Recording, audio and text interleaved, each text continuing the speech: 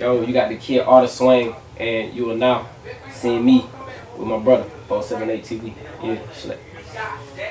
Yeah, man, we got Swain in the building, man. Hey, man. Appreciate you giving me some of your time, man. We got an artist, true artist in the building. Yeah. You know, from directing videos to making music. You know, we right here in Guap Record Studio right here in Macon, Georgia. Yeah, shout out to them. You getting ready to lay a track now. You know, just kind of tell me like where you at right now, like what you working on and shit. Man, it's been a long time coming, bro. I've always been the type to just like, whatever I feel like doing at the moment, I do it, like off of impulse. Like, cause I'm just passionate about a lot of shit. And everybody just kept saying like, bro, it's about your, cause I've been doing music. And people just like, bro, I think people need to see this side of you. Like, I got my brother sitting next to me a little bit. Like, he was one of the ones telling me like, bro, it's your time. Like, you know, I don't even like saying it's my time. It's always been my time, but the right moment to show them this side of me, you know. So, yeah, man. So, doing the music. I'm still doing visuals too, but I'm just taking more time to focus the creativity on me. Yeah, for sure. Like, what took so long for you? You think, you know what I'm saying, to finally hop out there and you know what I'm saying, hop into the music? Man, I used to think I was racing, like, for time. Like, you know, I had to, because I used to be mad seeing other people do it, and not like a jealousy type of mad, but it's like, damn, I wanted people to see me too. But I don't never do nothing until I feel like I'm ready. Like, I'm real methodical, bro. Like, I plan everything down to the T, you know. So it just was like, I didn't feel like it was right to me. I ain't care about what nobody else said. You know, I appreciated it, and I took shit.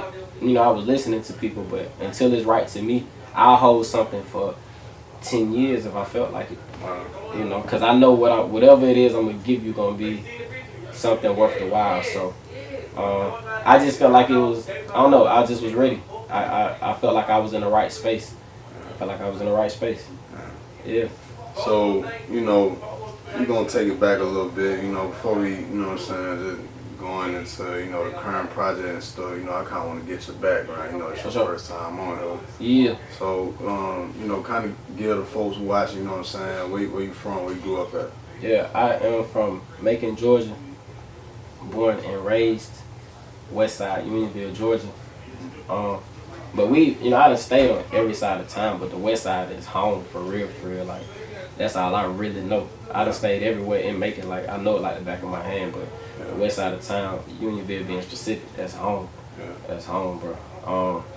And I done traveled places and stayed, like, everywhere else, but yeah, that's home for real. Hell yeah. What was it like growing up, you know, on the west side of Macon? Like, what were some of the things you were seeing on the daily just being outside in your area? You know what's crazy, bro? Like, I think the common answer is like, damn, bro, you know, niggas real hard and all that. It's crazy because when you growing up, bro, you can understand that you ain't living like the best life compared to others, but you find the beautiful shit in it. So like, yeah, nigga came, you know, my mom was a school teacher, my dad did construction. And I was in private school at the time. You know what I'm saying? Like, I grew up in private school before I went public. But I could appreciate to have, like, not having everything. Like, because sometimes I had it all. It was like, my life always been like highs and lows. Like, you know what I'm saying? So, like, growing up, I had real beautiful moments, nigga, outside, kicking it with the homies. I always kicked it with older homies. So, like, I got the game of life, like, earlier on. So, it was cool. Parts of it, you know. I think everything got hardships in it, like your downtime, but that shit was straight for me growing up.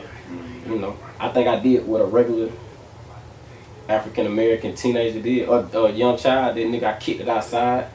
You know what I'm saying, with the homies or whatever. Yeah. Went to school, did my motherfucking work, and brought my ass back home. Like, it was cool growing up.